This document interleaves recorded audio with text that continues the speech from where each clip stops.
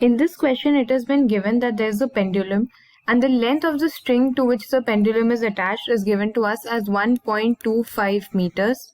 And it is given that this angle, which is theta naught over here, is 40 degrees. And the speed when the angle is 40 degrees is given to us as V naught. And in the first part of the question, which is part A, we have to find out that what is the speed of the bob when it is at the lowest position if V naught is.